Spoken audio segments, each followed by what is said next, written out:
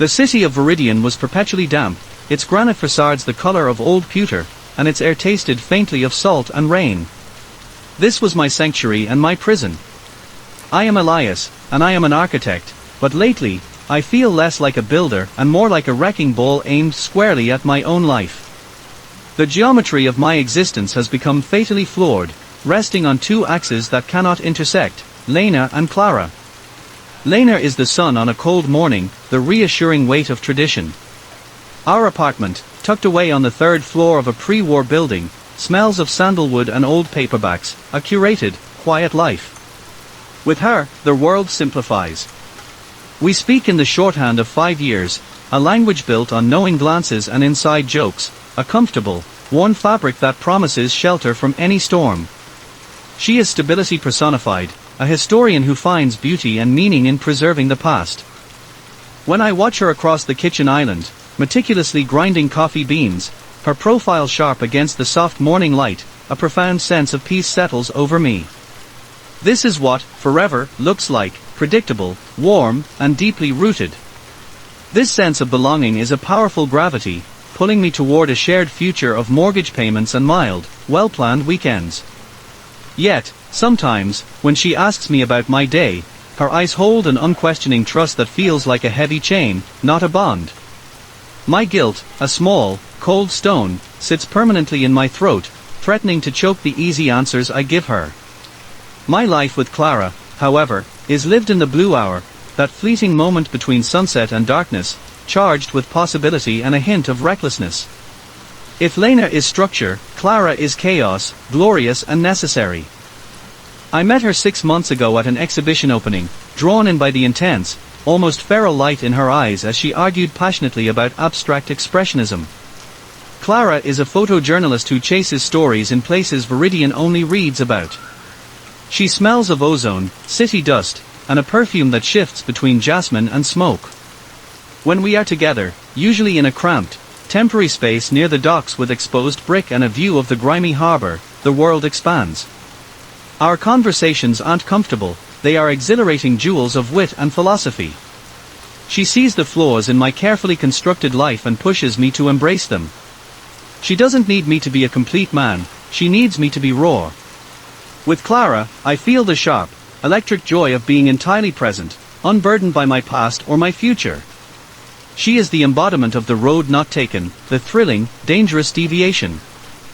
I am, with her, the man I could have been, impulsive, fearless, alive with an almost painful intensity. The dichotomy is maddening, and it sculpts me into a fragmented creature.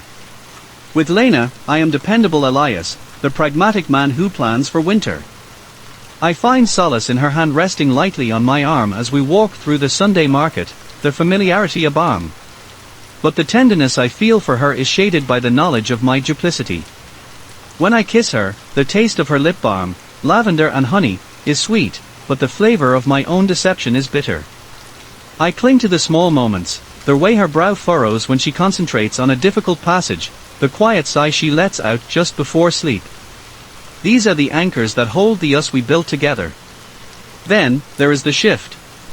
The coded text message, a spontaneous proposal for a late-night exploration. I invent a sudden meeting with a fictional client, the lies becoming more elaborate, smoother, sickeningly automatic. I step into the evening air and become Clara's Elias.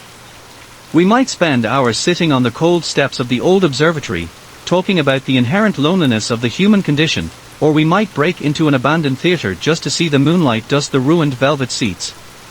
The passion with Clara isn't just physical, it's intellectual, a profound connection forged in shared intellectual hunger and a mutual distaste for complacency. She makes me question everything, especially myself. Once, after a particularly fierce debate about ethics, she looked at me, her eyes dark and serious, and said, "You are so afraid of disappointing them, Elias, you forget to live for yourself." Her words struck me like a physical blow, because she was right, and yet, I knew she was unknowingly part of the disappointment I feared. The true tension lies in the realization that I don't love one woman more than the other, I love what each allows me to be. Lena is the grounding force that makes my professional life possible, providing the quiet reservoir of strength and routine. She represents the potential for a fulfilling legacy. Clara is the catalyst that keeps my soul from petrifying, the one who reminds me there is always more to discover, more to feel. She embodies boundless, intoxicating freedom. My heart is not a single, undivided thing, it is a prism, and each woman catches a different, necessary ray of light. But a prism is weak at the joints, and the stress is beginning to show. I catch myself calling Lena darling with Clara's intonation, or finding Lena's calm silence irritating after Clara's rapid-fire intensity. The exhaustion is overwhelming. The cold stone of guilt is now a heavy, leaden weight. I exist in perpetual temporal displacement, mentally reviewing my alibis, calculating my distance from both homes, terrified a stray receipt or a forgotten phrase will shatter the delicate, fraudulent architecture of my double life. The joy I found with both women is now poisoned by the fear of inflicting pain. The breaking point arrived not with a bang, but with a whisper. I was supposed to take Lena to her cousin's wedding out of town. The night before, Clara and I were watching the sunrise from a scaffold overlooking the city, an act of pure, shared transgression. As the first pale orange light washed over the granite, Clara turned to me, her face illuminated by the fragile glow, and said, not as a demand, but as a quiet statement of fact, "You look tired, Elias. You look like you're running away from something important, even when you're running toward me." In that moment, the reflection of the sunrise in her eyes was a sudden, brutal clarity. The running had to stop.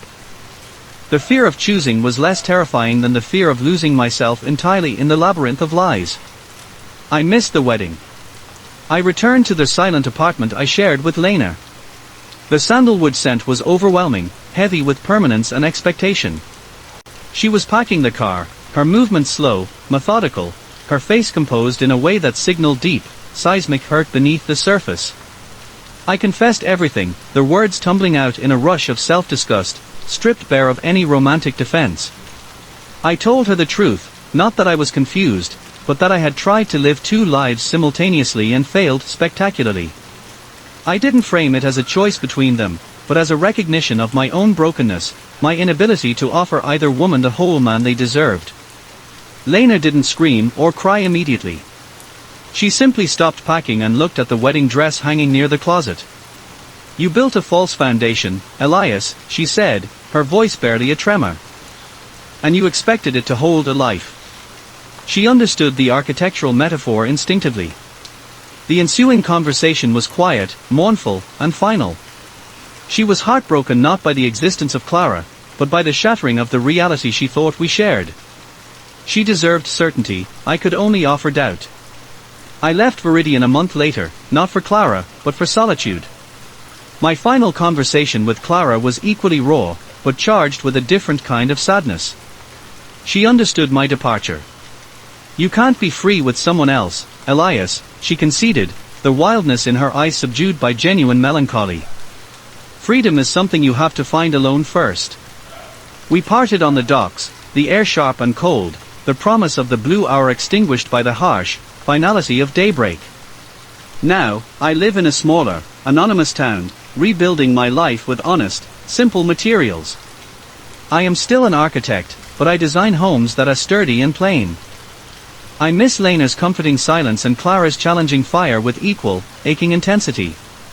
The love I felt for them was real, profoundly real, and it taught me that love isn't a singular, perfect thing, but a vast, varied landscape.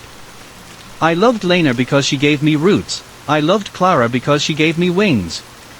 My bittersweet conclusion is this: I was too incomplete to hold either of those gifts, and in trying to possess both, I ended up with neither.